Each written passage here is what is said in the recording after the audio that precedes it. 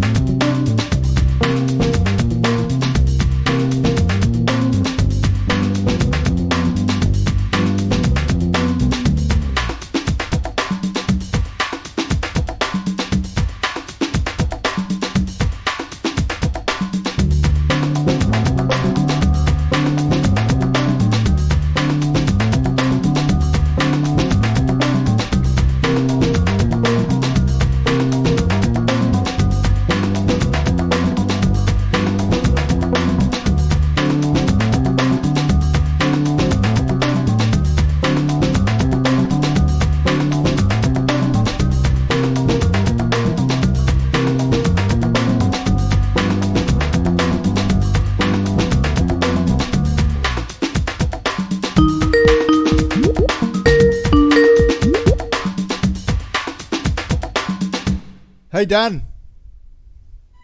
How are you doing, Olly? Very good, sir. Very good. Thank you. Just a couple of minutes.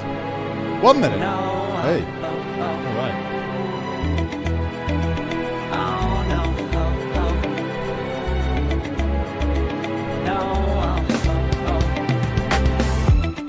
Hold on, girl. Now wait just a minute.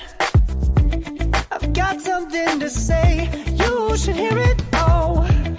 I'm happy to make time for your feelings, but you have to admit I already do. Let's just break it down to you and me uptown. Till we just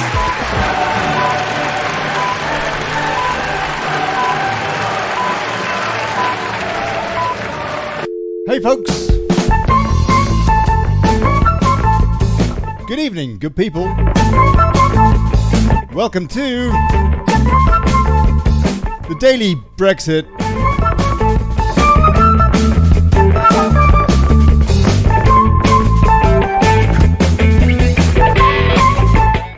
Holding democracy to account, fighting for self-determination and exposing plutocracy.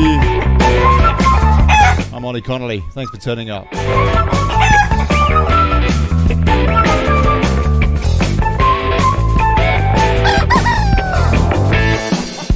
And now, Soldier F March. Veteran Dan McDevitt, March organizer from Veterans for Veterans, discusses the protest starting on Saturday, which exposes yet another government betrayal. There's a lot of it about. Please support grassroots journalism. PayPal.me/Brexit. Thank you. Share the show, like the thing, all that, whatever you do. Let folks know we're watching, we're thinking, we are active!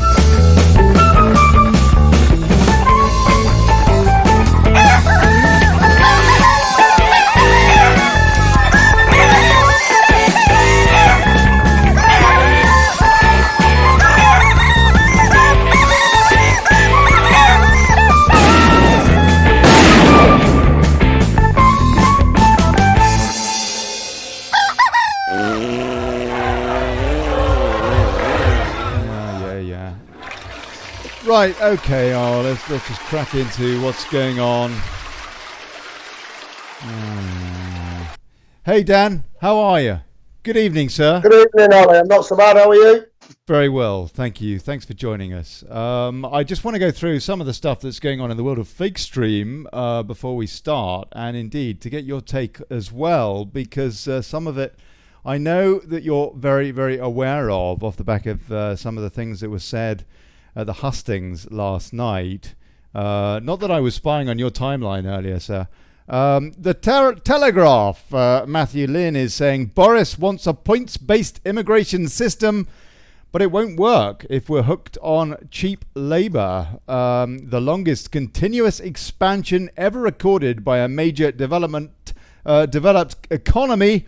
Lots of jobs, high pay, a solvent government, and booming exports into the world's fastest growing countries. Some wobbles in the property market aside, there's plenty to admire about the Australian economy, and in many ways it is the perfect template for what a post-Brexit Britain would look like. There is one significant twist, however: a purely points-based system of immigration controls cut and pasted from down under, as advocated by the Prime Minister in waiting Boris Johnson, won't quite work. That's what he's saying, and that debate continues in Westminster. Their take on it: Farage questions whether Boris would cut the level of immigration. Brexit Party leader Nigel Farage has today questioned whether Boris Johnson would actually commit to cutting the level of migration into Britain if he became Prime Minister. It comes as Boris has talked up an Australian points-based border policy. Boris has said, we will restore democratic control of immigration policy after we leave the EU. We must be much more open to high-skilled immigration, such as scientists, but we must also assure the public that as we leave the EU, we have control over the number of unskilled immigrants coming into the country. We must be tougher on those who abuse our hospitality. Other countries, such as Australia, have great systems and we should learn from them. Farage responded by questioning the specifics on Johnson's stance.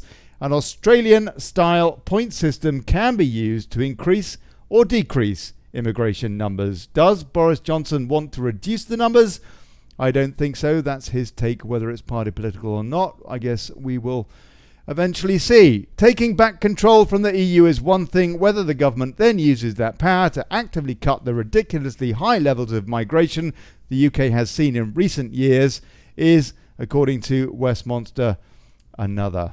Meanwhile, and I think it's Jeremy Hunt who's on the back foot mainly today, Rees-Mogg has confronted Jeremy Hunt on abusive little Englander remark.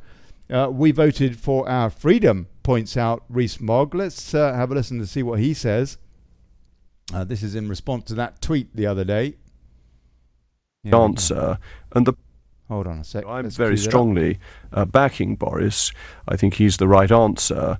And the promise yesterday that he made absolutely unequivocally, no ifs or buts, we will leave on the 31st of October, seems to me to be really important. And Jeremy Hunt's response of saying that we're just all little Englanders, I think doesn't understand what is going on with Brexit, doesn't understand why people voted to leave, many of whom are in fact internationalist and feel that the narrow European focus is the wrong one, is one that is backward-looking, is looking at a system that worked in the 60s and 70s but doesn't work in the 21st century.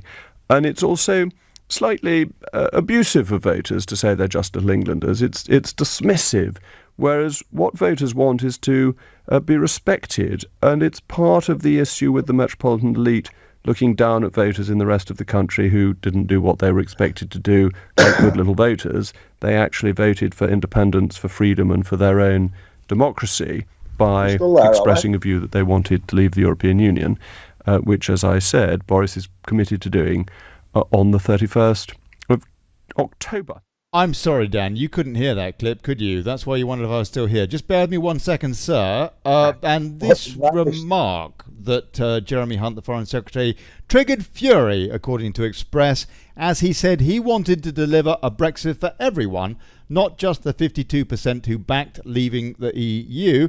In a Twitter Q&A on Tuesday night, he said, deliver a Brexit that works for the 48%, not just the 52%. A positive, open and internationalist Brexit. Great Britain, not Little England. And quite rightly, Jacob Rees-Mogg hauling him over the coals about that. Jeremy Hunt, according to The Telegraph, and rolling into our conversation with Dan now, puts Northern Ireland veterans on a par with IRA terrorists. Jeremy Hunt has been condemned by Tory MPs for saying Northern Ireland veterans should be treated the same as IRA terrorists. Accepting it was a difficult issue, the leadership hopeful told a digital hustings on Wednesday night, last night, the main thing, and I want to be honest about this, the peace in Northern Ireland was hard won, and under the Belfast Good Friday Agreement, there is a need to treat both sides in the same way, however angry we may have felt about what happened. It comes after Theresa May was accused of betraying soldiers who helped police Northern Ireland during the Troubles after blocking a law that would have protected them from prosecution. And my guest, Dan McDevitt, will be able to give us his take on this.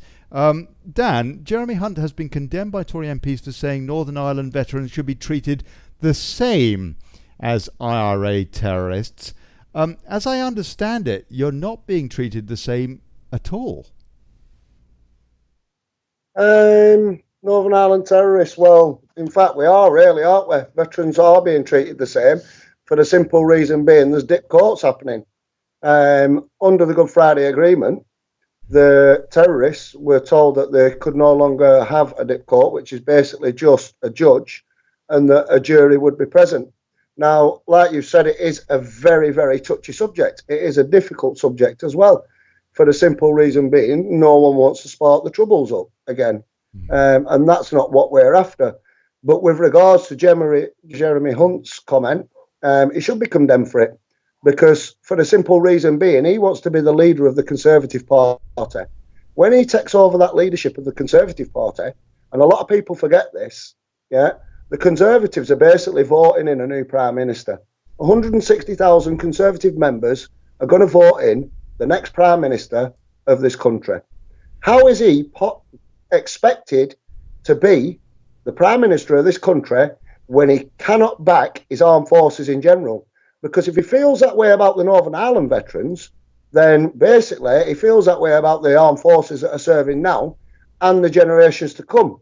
So when a difficult decision is needed to be taken and he decides to send British troops in, who's going to support him? Not us. He needs to prove himself by looking after veterans before he starts making remarks like that, because he needs to be investing in his military, investing in the armed forces as a whole, and not slandering them, really.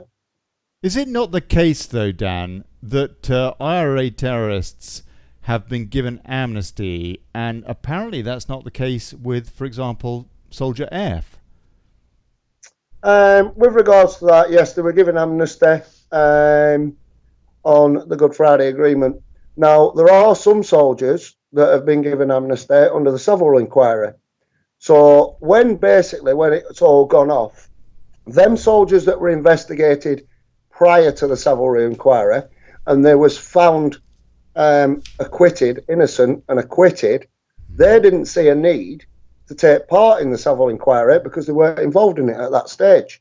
So they never signed up to it. So some people that signed up to the Savile inquiry are exempt because they've played their part, they've answered the questions and everything else. So these people now that are being brought through weren't part of the Savile inquiry for the simple reason being they was acquitted prior on several occasions, some of them. Including Soldier F. Including Soldier F, including Dennis Hutchins, and there has been a few. But no one's backing away from it. Soldier F will attend court, have his day in court.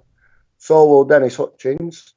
Dennis Hutchins at the moment is currently undergoing, he started his treatment with leukemia. He's having that. He goes once a week for his blood transfusions. And he still said that he will attend the court in Belfast. Dan, let's not mention individual names that are going to court as well, because we don't want to prejudice those those proceedings, sir. Well, he mentions his own name, and he has given me rights to say it, so I'm not dropping him in anything. Mm-hmm. He wants to fight his corner. He wants his day in court. Mm-hmm. So by me mentioning his name, Olly, has no disrespect to him. It doesn't implement anything in any way, shape, or form. I realise it's out of no disrespect to him. I just don't want in any way his case to be prejudiced. Okay, so for people that are not aware, first of all, can you please explain what the Savile inquiry was, what it was set up to do?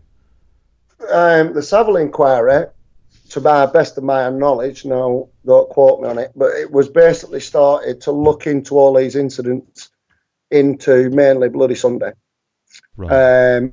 And other incidents in the province to give people a fair crack at the whip and look how the MOD actually responded in case of incidents, just to give people peace of mind and put things to bed. Okay. So Bloody Sunday. Can you please explain to those that are not aware what happened that day? And that Bloody Sunday basically was meant to be one of these peace marches by the civil rights. What's the words I'm looking for now? Well, it was basically supposed to be a peaceful march. This is in Northern Ireland during the Troubles, yeah? Yeah. And you guys, our squatters, were basically there to try to keep the peace. Is that as I understand it? Human rights rally. That's what it was. It was a human rights rally, yeah? Mm-hmm. And the parachute regiment attended it to keep the peace and stop things escalating. When what actually happened was then certain terrorist organisations obviously used it as a cover or used it to their advantage. Mm-hmm. Shots were fired and petrol bombs started throwing, and the military had to respond. Yeah, lives started becoming endangered. Soldiers were basically on fire, and you had thousands of angry protesters coming at you, and then that's when it all went from there. Yeah, okay. And it should be said that it started, as I understand, when you guys were under sniper fire, yeah? There was some... Is that correct? It wasn't necessarily sniper fire. There were three... led to believe, or semi-automatic weapons from a block of flats were fired upon British soldiers. So obviously returning fire was returned. That's not to mentioning all the petrol bombs, bricks, and everything else that were being thrown by the supporters on the day. This is urban warfare, as I understand as I understand it from you in a previous interview. The most difficult and understandably the most difficult type of warfare that you guys are asked to try and get involved in. Very, very difficult, as you're protecting or trying to keep the peace in that kind of an environment. Effectively, it's house to house, in this case, in an open street with lots of cover for anybody that would wish ill to anybody else. And things kicked off, and it was a pretty nasty thing that resulted off the back of it. But the fact is that was the reality, I suppose, of policing the Troubles in Northern Ireland at that time. That is the reality of it, Olly. Urban warfare is one of the most difficult forms of warfare there is with regards to the military. For the simple thing that you just said there, you're working street from street, yeah, you're in clearing individual houses, buildings, etc. But then to add to more difficulty, or a level of difficulty, you're working in the province with your own people. Yeah, these are part of people of Great Britain. So there are innocents in there. Yeah, there will have been some people that will be protesting there on the day that actually thought they were attending a human rights rally. But some of these rallies get infiltrated, which means then you've got an extremely difficult kettle of fish to contend with. So what you can do as the MOD, you've got to basically keep to your rules of engagement as strict as possible. And we keep going through this, Olly. the rules of engagement and the yellow card was drilled and drilled and drilled. Now, unforeseen circumstances, obviously in a war, there's going to be casualties on both sides. So, I mean, back then we were using SLR 7.62. You know, one of them rounds passes through a body, it's going to kill somebody behind them as well. And in some cases, this has been known to happen in part of these inquiries. But how can a soldier be held liable for that when somebody's attacking you, you shoot them, it passes through somebody, and the innocent bystander gets hit? Yeah. Obviously, your thoughts go out to that family, and, you know, it's unbearable what they're going to go through. But at the same time, it wasn't intended that way. No. They was absolutely. protecting themselves and abiding by the law. Yes. Now, obviously, I've had a few debates on this. You're breaking up, Dan. I do apologise for that. You'll have comments where saying soldiers were rogue, they were out of order and everything. Then that should have been dealt with then, and it will have been dealt with then. And a lot of them have been acquitted. So after all these years, what we're basically doing is appeasing an organisation which the government needs to get friendly with to achieve different aspects, whether it be politics, Brexit, or stuff like that. And you can't use us. You can't use us and just throw us under the bus. Not when you've sent us there. We've followed all our rules of engagement. You've dealt with it then, yeah? So why all these years now, you throw us under the bus and you let them deal with it again? And that's why the armed forces now is dramatically dwindling. Retention is poor because there's no loyalty from the powers above. You know, they haven't got your back no more, like the old days. It's not an army, it's a peacekeeping force. The lads are still as strong as ever, have that bond and that camaraderie. But then when the higher echelon, i.e. the powers that be above you, aren't going to support you, what do you expect? Yes. Obviously, you're going to struggle with retention. So, Soldier F and the march on Saturday, as I understand it, is called the Soldier F March. No, it's not. The soldiers. First we used Soldiers F, but now we've called it Soldiers A to Z. Mm-hmm. There's that many soldiers had letters. There's that many soldiers in court or in under investigation by the HIU, the Historical Investigations Unit, mm-hmm. Which was set up along with the Labour government and people like that, and Sinn Féin. So we call it Soldier A to Z. It's about the prosecution of all veterans, Ollie, not just Soldier F, but there's a lot of them. We'll come on to expand this in a second then. But so far as Soldier F is concerned, let me get this right. This is an incident that happened about 40 years ago, under great stress from the point of view of the squatters there, I would have thought. And Soldier F was effectively doing what he was trained to do to the best of his intention. And he is now being called out and is facing, well, possible jail by the sounds of it, off the back of something that he has been exonerated in his duty, has he not? On, as I understand it, 4 different occasions, and yet why is the establishment, or is somebody, the judiciary, going after Soldier F? They're not just, and I keep saying this, Ollie, yes, he's been acquitted. Yes, he was inquired back then. But now they're pushing it through. And it's my personal belief, don't get me wrong, everyone's entitled to their own opinion. The reason why this happened is it's just big business lining their own pockets now, because them families aren't benefiting from that money. It's just the big lawyers. They get acquitted, then they find another loop, and then it goes again, and then they get more money, and then they get acquitted. But if he is found guilty now, quote unquote, we've been led to believe that he'll be given 2 years, just like the terrorists were when they were caught back then, and what they was given under the Good Friday Agreement. Well, I'm sorry, we were not terrorists. We was highly skilled, trained professionals sent there by the government. Now, I can appreciate there will be casualties in both sides, and my thoughts go out to all them casualties. Yeah, let's not forget there were 6,000 forces personnel, whether they be military or police, that have been killed in the province. Who's getting charged for their murders now under HRU? Nobody. Yeah. So what's good for the goose is good for the gander. Everything is meant to be settled.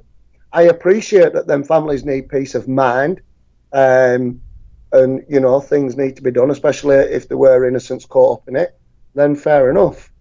But to keep dragging it up and taking it to court and then trying to prosecute and send to prison, I'm sorry, but it's wrong. Yeah, after all these years. Yeah, who can actually remember them events? I've been in firefights. I can't remember it as detailed as that. You know, and that's only, 25 years ago. Okay, let me just clear up, please. First of all, you mentioned the Good Friday Agreement. Under that agreement, members of the IRA were given a pardon, pretty much. Is that correct? Yeah, that's correct. Yeah, they were all given pardons, not just members of the IRA, both sides of the factions, whether it be loyalist or Protestant. They were all given. And just to highlight this matter in terms of maybe a lot of people that are younger folks or what have you can understand. Martin McGuinness, for example, as I understand it, who was a member of the IRA, an IRA terrorist, he was given a pardon under the Good Friday Agreement, and he actually has been invited to banquets with the Queen since then, whereas, for example, Soldier F now is being persecuted. Is that incorrect? There seems to be a disparity here. Is my point. That's correct. And Martin McGuinness was actually one of them people firing from the block of flats on Bloody Sunday, quote unquote. Yes. Okay. All right. What is the HIU, please? The HIU is the Historical Investigations Unit. Right. And it was set up with Tony Blair and Sinn Féin. Right. Its purpose being to look into historical investigations with regards to the MOD. Right. Why would a British Prime Minister be seeking to cause disruption in its own armed forces, do you think? I mean, you've mentioned lawyers and stuff like that. Has this matter been politicized somehow for other reasons that you can think of? Well, to be fair, I would do. Now, obviously, this is only my opinion on it. But Tony Blair was a lapdog. Yeah, he's the one that should be being done for war crimes. I mean, we can go off subject now and we can look at the Iraq War. It's a lot of people's beliefs that we only went to the Iraq War under Bush, one, because we owed them money, and two, they just wanted to succeed where his father failed previously. All that talk of nuclear weapons and that, there was no nuclear weapons. Yeah, it was never proven. There were no nuclear weapons. Weapons of mass destruction. Want to play a ball. Yeah, no, absolutely. The Sexed Up dossier was pretty incredible, wasn't it? And now we have Tony Blair and Alistair Campbell, who was the spin doctor that spun through the Iraq War. You could well argue, and our involvement in it is telling us all about how we need to, well, I guess to use Jeremy Hunt's words, not be little Englanders, and to be Europhile or something like that. But okay, so Tony Blair, for whatever reason, set up the HIU, the Historical Investigations Unit, and no subsequent government has rescinded this. So actually it is a Blair government, a coalition government, and the current government, which are all involved. All Lib Lab Con are all somehow involved in allowing this, what you could argue to be a gross injustice against the military. That's, well, yeah, you can't put it any fairer than that, Ollie. But that's the trouble when you dive into other people's countries and other people's business. It's all about power and control and manipulation. Yeah. Somebody asked me a question the other day. They said to me, what do you think creates a terrorist? Well, my view on that is what creates a proper terrorist is governments. Because you go and interfere with other people's business, they're there, your family gets wiped out. What are you going to do? You're going to hate that country that's done it. Yeah, and you're going to come back. Whereas in Ireland, it's a total different. Yeah, it's been going on for many, many years, right the way back to the Red Hand of Ulster when it started. And it was all about religion.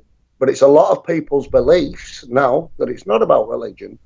It's more protection racketing and everything else that goes on. But that's just rumour control. Okay, I don't know if you're going to hear this, but everybody else will, whether you can or not, Dan. But I know you, well, I think you will have listened to Robin Horsfall's response to Jeremy Hunt. Yes, I have. Yeah. Okay, at the hustings last night, Jeremy Hunt was saying how well I've already explained basically what he said. Let's have a listen. First of all, can you please tell us who Robin Horsfall is, Dan? Robin Horsfall was a member of the Parachute Regiment. He's done a number of different tours in Northern Ireland and other places in the world, and he was also involved in the embassy siege. He was one of the serving 2 SAS soldiers that actually did the embassy siege and resolved the situation there and then. He has spoke openly about it on a documentary on his role and his part, along with other leading members of 2 SAS.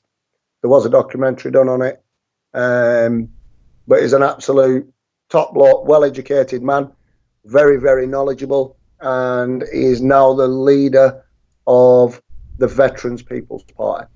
Okay, well, Jeremy Hunt last night equated soldiers, British soldiers, with IRA terrorists, and this is Robin Horsfall's response to that, and it's 2 minutes. So, Dan, be patient, sir, because I don't think you're going to be able to hear this, but everybody else will.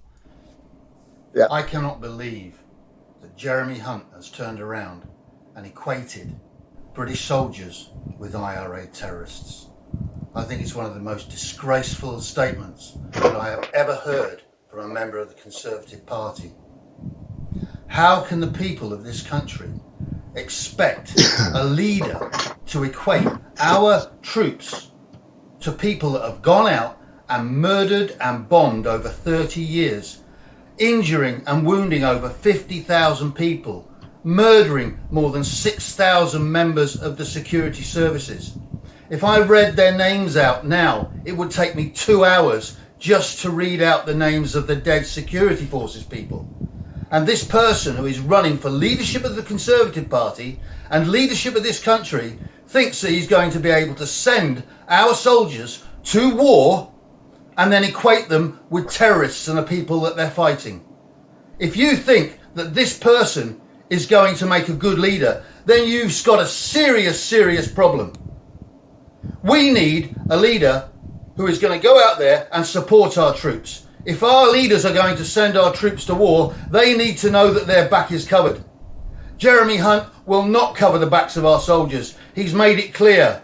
We do not want another Theresa May in charge. We want our veterans to be supported.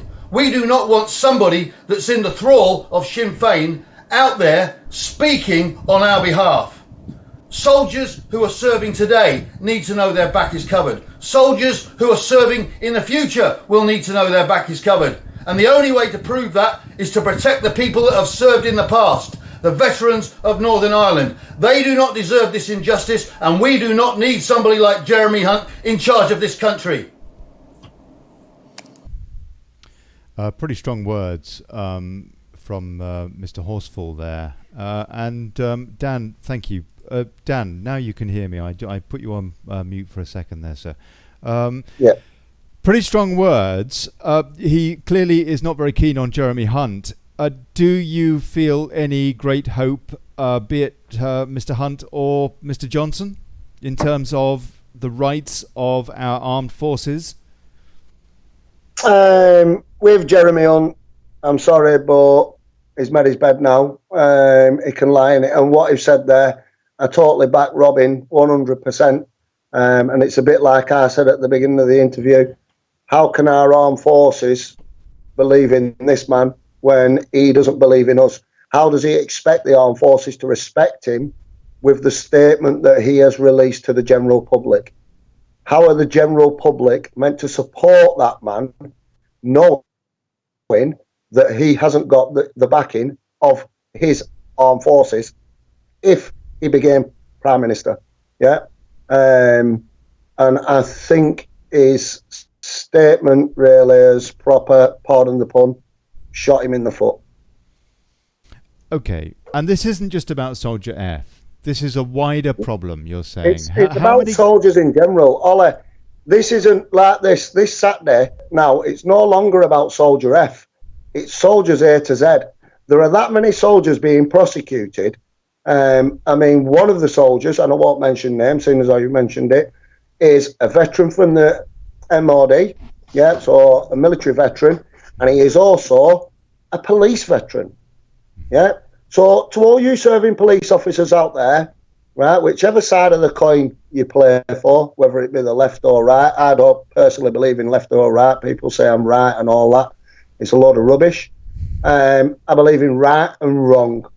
So if you serve your country, yeah, they're going to come after you as well, right? Whether you've been a veteran or you're not a veteran, yeah, it's like, look at the last terrorist attack, the London bomb, the London Bridge attack, where the police officers opened fire and they were investigated and they said, well, they never applied the handbrake on the car. There were too many rounds. Listen, they're terrorists. What do you want us to do? We are keeping the people of this country so that you can sleep safe in your beds at night. If you don't want us to do that, then just have a free-for-all. Go and sort it yourself, yeah? Rather than them young men and women that are willing to pay the ultimate price for this country, which is Great Britain, which used to be a great nation, but it is being destroyed through political beliefs. How many cases are we talking about approximately? Approximately, rough average, please don't quote me on these figures, but at the minute there's nearly around 200 investigations happening. Really? Right, okay. And they are from the Troubles through to what recent conflicts? A lot of them were in the Troubles. I mean, the government set its precedence with Iraq in the 2003 inquiries and managed to put that one through. So obviously it's a money-making scheme. Once they've finished with the province, they're going to come on to Iraq. Then, because they've already had that case done and proven, and the government never supported the MOD then, yeah, they just hung them out to dry. And then they'll be going after Afghanistan, and then they'll start looking at police forces. That's the culture that this country's gone into now. Where there's a blame, there's a claim. And no matter who you're working for, which is proof in the pudding, veterans work for the highest people in this land, and yet they're still dragging us through the courts. Yeah, I don't know whether a lot of the people are aware of it, but within the military system, it has its own prosecution system, yeah, and its own jailing system known as the Glass House in Colchester. So it's dealt with there, and soldiers do go to prison. They go to a military prison. But now what's happening is at the highest level, yeah, even with our special forces, they are being given information to be investigated. Well, I'm sorry, but it's wrong. How are you meant to be an army so strong when you don't have the backing of your government, and then you're even allowed your special forces units to be investigated?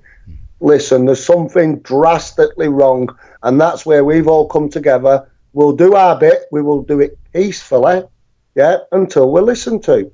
But nobody's approached us. Nobody said they're going to do X, Y, Z. There's been the talk saying that veterans will be given a 2-year suspended prison sentence in line with what happened to a terrorist. I'm sorry, but we're not terrorists. We was employed by the government. Go for the people that sent us. Let them answer the questions. Put them in prison. Yeah? Let's see how much backbone they've really got.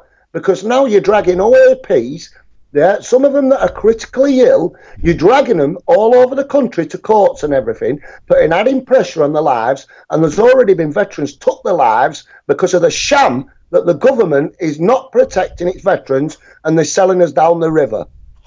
Thank you, Dan. Let's take a few comments. Yvette Thwaite says, I will support our veterans and army every time over our lying government. Kenneth Noel Gabriel Curran, how many lawyers chase for the coin of the realm? James Paul. Exactly. James Paul, because of the international public order. And Stephen Pullen says, I have an SAS neighbour, bloody great bloke. He shouldn't have told me, but I guessed as we were talking. If I have to nip out, I give him my keys to let my girlies out. I trust him.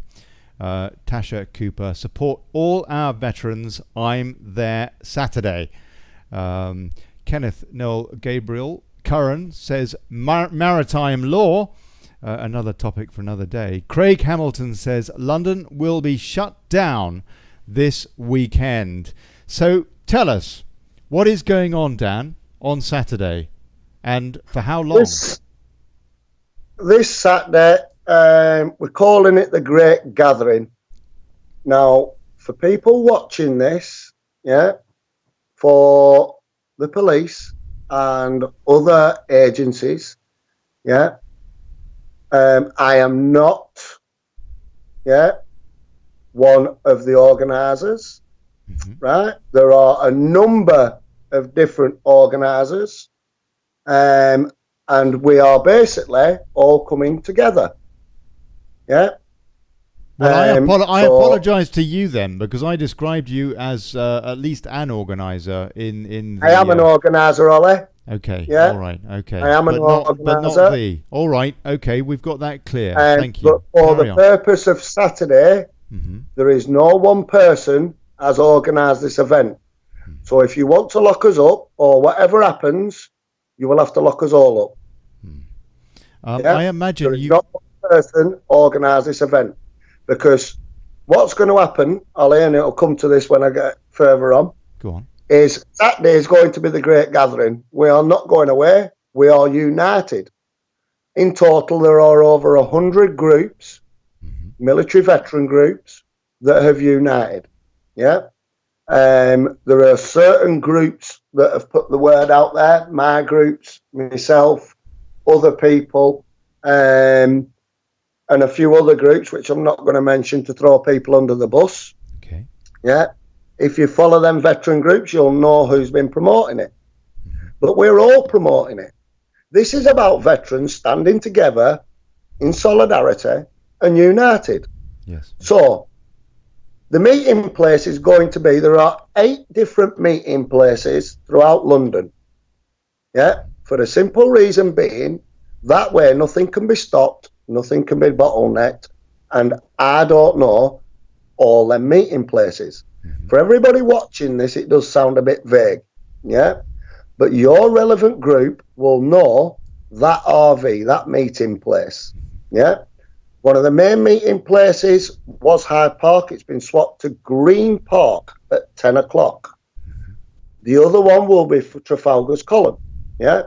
So they're the 2 that I'm going to mention. But there are others. Please look to your local groups. After that, we will be moving to Parliament Square.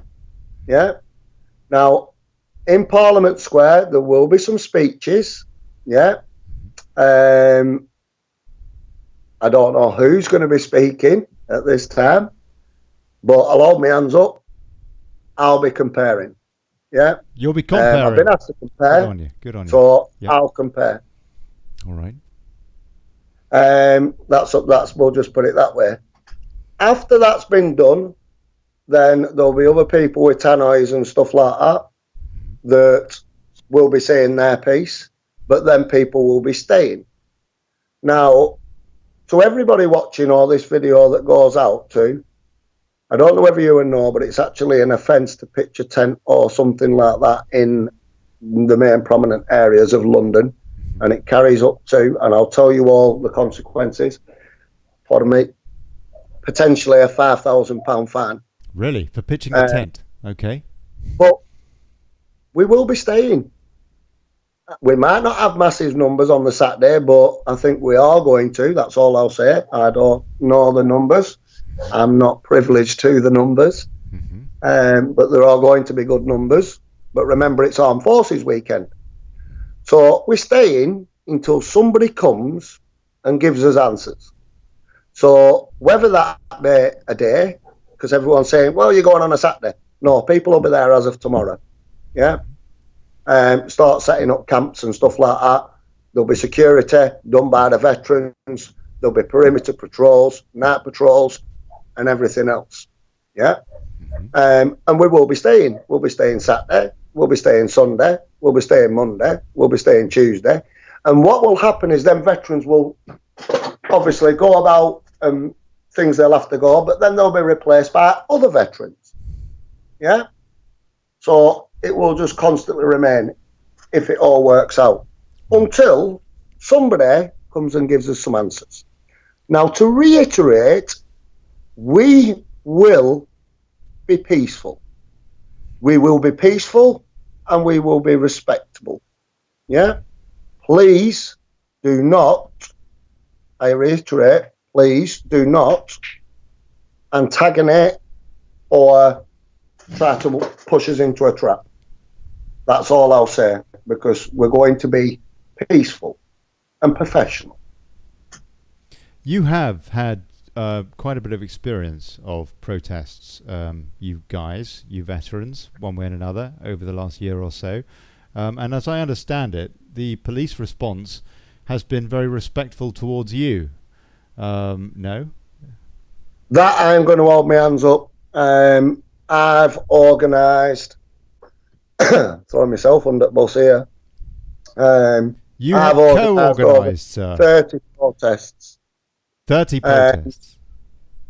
Over 30 protests where I've shut cities on a number of occasions. And the police? I am one of the main organisers. I can bring people together, but it's not about me. It's not about me. It's about all us veterans coming together. There are substantial other leaders out there that do a brilliant, fantastic job. And I'd love to mention them, but with how close this is, I don't want to jeopardise anybody or put anybody in a position where I would be held responsible for that, because for the simple reason being, even though some of them I'll have never met, well, I have met them all, but I don't want to put somebody in that position because they're a brother or a sister, and I'm a veteran through and through. I do a lot for veterans, and I always will do, till my dying breaths, right? Because I'm fifth generation military, I'm passionate about it, and I just feel there's a massive injustice being done to veterans of this community. And to anybody that hears this, we stand together. There's no difference between the Army, the Navy and the RAF. We stand together as one. And to the general public that may be watching this, you may not agree with why we're doing it. We may be inconveniencing you. It may be causing you problems for that week. And, I apologise to the general public, but we need your support. You've got to remember why we're doing this. We go and fight wars for you, with volunteers. We volunteer to join the armed forces. We volunteer to join the Army, the Navy, the RAF, because we believe in this country and the people in it. So please believe in us. Come and support us, and come and stand with us and show this government that they are so wrong. Obviously, people have differences of opinions, but it's time to leave that opinion behind. There's no other hidden agendas here. There are other groups coming, a big civilian groups, they're coming, but they've left their own agendas behind, and it is purely about supporting veterans. There's no hidden agendas. There's no other topics. There's nothing to do with Brexit. PESCO might come up, which has a little bit to do with Brexit, but it's all about veterans. That is it. It's about the prosecution of these veterans and then potentially our emergency services.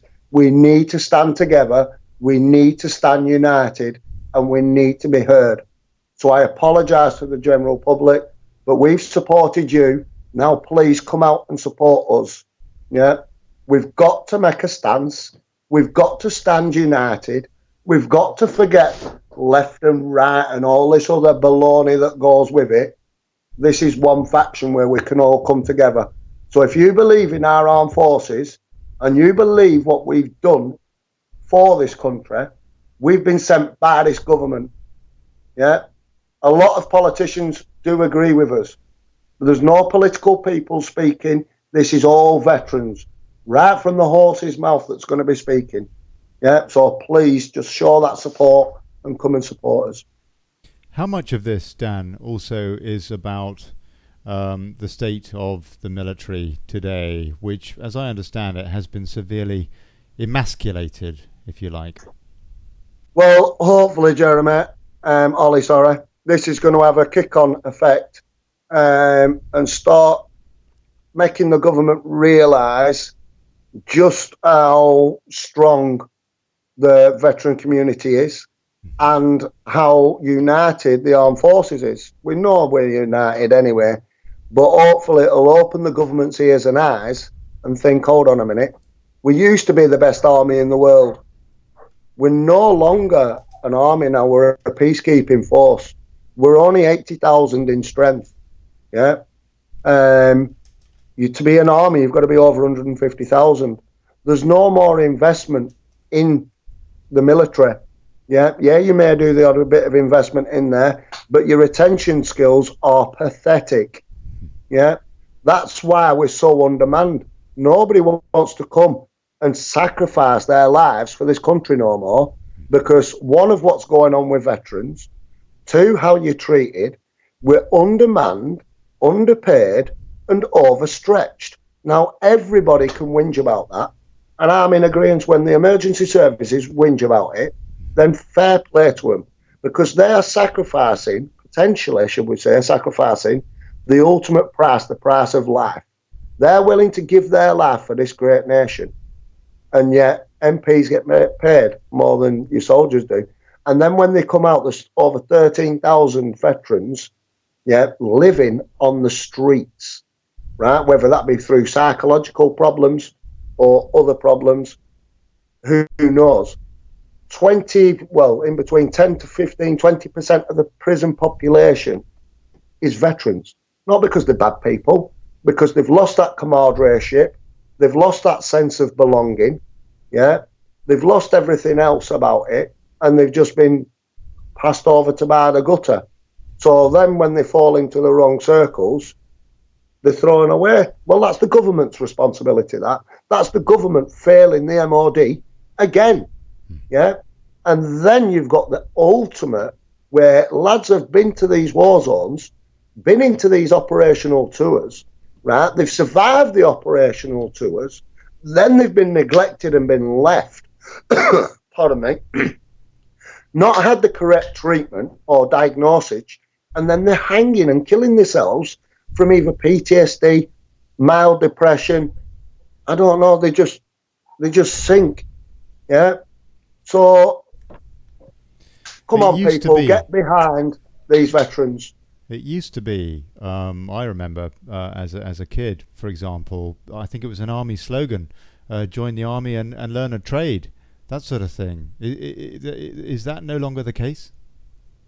It is. Well, to be fair, you can get a trade while you're in there if you're in the right departments. And then with other departments, they do what's known as a resettlement. But it's not good enough. It's not good enough, Ollie. It's just a spin-off by a big business to line their own pockets again. Some veterans will get what they need out of it, but it's so easy for the government to put a practice in place which actually accommodates veterans, looks after them, and it would have a knock-on effect and make this country great. It would keep that good work going. There's so many skills. There's been such time and effort spent into them individuals in that time, and yet when they come out, the government does not utilise it, and it just throws them to the wayside. Well, I'm sorry, but it needs looking at drastically. And we as veterans, we've looked at it, we've implemented it, we've trialled it in other groups, and we will be releasing our own programmes in September that will bring veterans together. It will give them housing, it will give them aftercare, it will give them better resettlement, and it will give them job opportunities. And this will be released in September. We've been working on this now for a number of years. We've run a trial group with it through Veterans for Veterans, and it is working. It is working. So we'll be rolling that out in September time. The government won't help us and won't work for us, so we will work for ourselves. There is a charity basis with it, and every single penny of that money that's given to that charity will go to the lads. Not one penny will be used on directors' salaries. Not one penny will be used on expenses. Yeah, it will all go to the lads. And people say, well, hold on, how can that work? Well, I'm not going to say too much now, but it can work, and it will be released in September. What can you tell us the name? Time started backing up veterans. Yes. Can you tell us the name of that initiative? It's being piloted under one of my groups there, Veterans for Veterans. I've been trialling it in different segments throughout the years, and it does work. It is effective, and communities, the lads, the lasses, everybody benefits from it.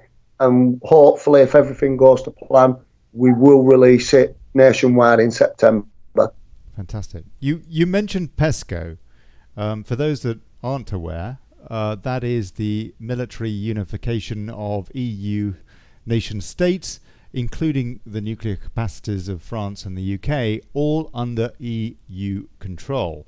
What are your thoughts on that, Dan? And what tends to be, without, if you like, getting too personal about the politics of that, what tends to be the sentiment, in your opinion, as unbiased as you can be, please, sir, amongst veterans and people in the armed forces about the PESCO plan? We don't really need it. That's our thing. If the government itself concentrated on the British Armed Forces, we wouldn't need PESCO. That's it, full stop. With regards to a military unification, we don't need to all come under one banner. When things happen, the First World War, the Second World War is proof of that. It's proof that it works. We all come together when we need to. We do the odd exercises. Why do we need to come under one command and lose our individuality? We do not. There has already been enough amalgamations and enough breaking down of battalions where all that individuality and that history has been lost. It's been amalgamated into different battalions and different units, and renamed purely because of undermanning, budget cuts and everything else. So if anything like that untoward was to happen, then we would come together, just like we did in the First World War and the Second World War. We would come together and we will resolve the situation as an ally to our neighbouring nations, just like we did previously. We do not need to come under one banner. We have different bases throughout the world where the lads and lasses travel the world, experience different cultures. It worked then. There's an old saying, don't fix it if it's not broken. The only reason you're trying to fix it is because of retention and undermanning. Well, if you invested in the armed forces and you did it right and you listened to the lads and the lasses of the British Armed Forces, you wouldn't be having this problem. We have NATO, don't we? Again, without wanting to get too political about this, although this is a very political show, do we need PESCO as well as NATO? No, we don't, do we, Olly? Because, I mean, NATO is a peacekeeping force, and it serves its purpose. When NATO and UN troops go out there, it serves a purpose. So we've already got that. So why do we need military unification? I'll tell you why we need military unification, or why people want military unification, is purely because of power and control. Again, They want to control all them individual states. They want us as little robots. So they play it all down and everything else. And it's so one country can't be greater than the other. Well, I'm sorry, England is a great nation. And it has done a lot for other nations all the way through the world. We don't have to be a military unification to do it. We're already doing it. So why do we have to do it, Ollie? Why? I have to say it concerns me greatly that we give up our military capacity in this country into the hands of unelected presidents who are decided behind closed doors, which is exactly what they're doing right now with the next batch of EU presidents, for example, on their ridiculous amounts of money for not even being elected by Europeans. I just find that quite incredible and very, very frightening, because then what do we do?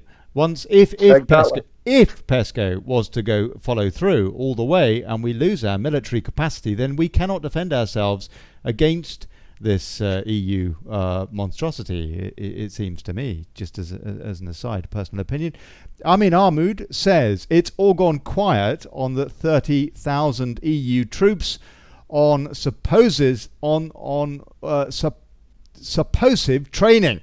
They still here or gone back? I think I'm in that he's talking about the exercise that started on the day after we were supposed to have our independence, the 29th of March.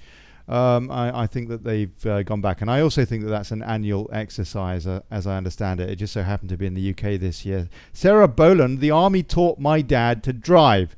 That was national service. Stephen Pullen says, our parliament forgot these brave people put their lives on the line. And referring to the politicians, I suspect Melanie Barton says they are treacherous in the extreme. Ed Stanton says it was join the army and see the world. That was another one of their mottos, yeah. And the army used to make men of these young lads, says Kathy Farrell. Alison Tavitt says, watch the government, don't tax you on it. Amanda Momtazi, does Dan have an opinion about the EU Defence Force and how British soldiers are wearing EU badges on their uniforms? I guess we've covered that, Dan. We have covered it, yeah.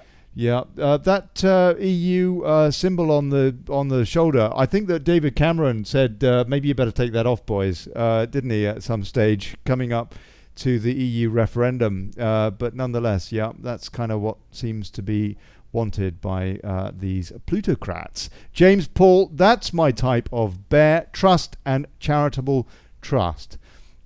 Warren Whiteley, PESCO sells our military out. Amanda Momtazi, will any of these armed forces refuse to serve in an EU army? Dan, one problem I have, one concern I have, is that the army, the RAF, the Navy, they, like so many other facets of British public, the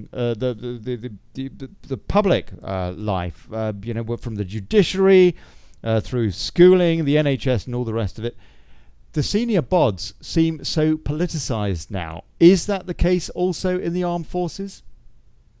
At the higher echelon, I would say yes. I.e. the brigadier structures, and when I'm talking that, I'm talking Whitehall. With in regards to actual battalions, your commanding officers, RSMs, sergeant majors, I would hope that the answer is no. And yet some battalions, but that's the government again, the COs have said, look, you can't attend these parades, and yet they back us. You can't attend these parades, otherwise you're going to be done and dusted. I'm not going to throw people under the bus and say that they come or they don't come. Yeah.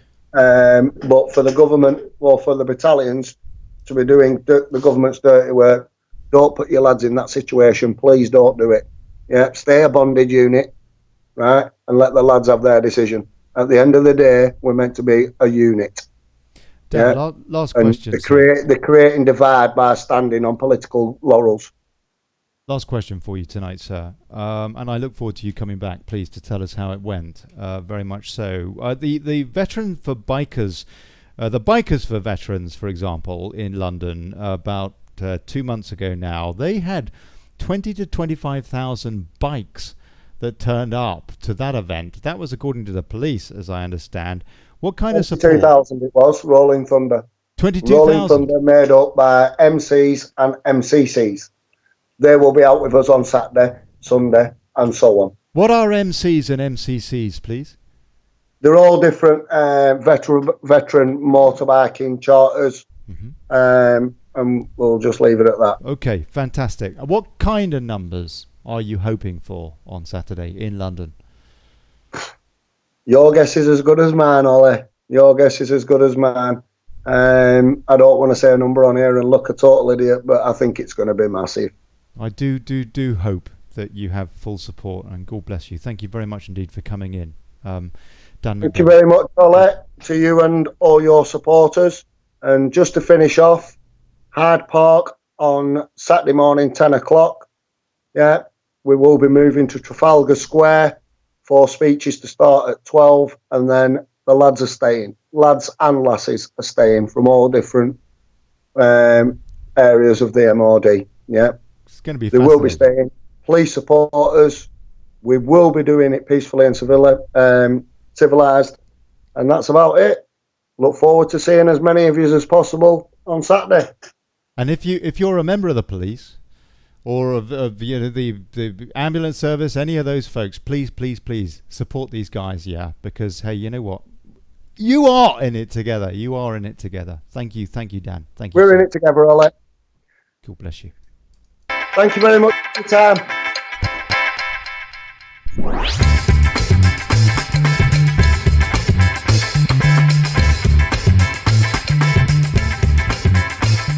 Please share that, folks. Please share that. Dan McDevitt, God bless you, mate. God bless you. Everything you're doing.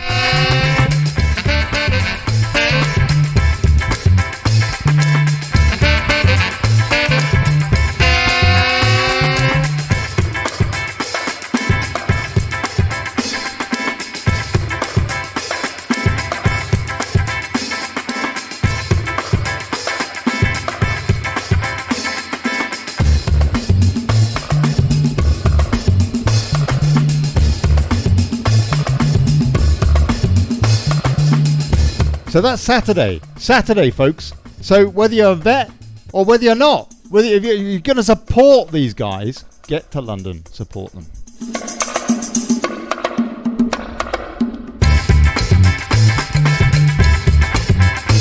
This has been Daily Brexit. I am Olly Connelly, and I'll see you on Monday, 7 o'clock. Daniel Emerson, UKIP ex-chairman for UKIP, a whole bunch of regions there, as I understand. Going to be coming on talking about the state of the party, talking about Nigel Farage, and talking about the Brexit party effect. And doubtless talking about the forthcoming leadership election for UKIP.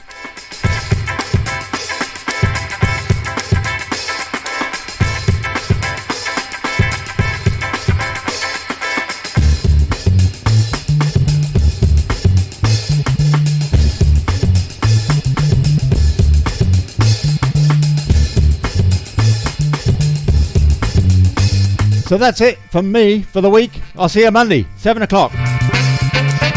Beer o'clock.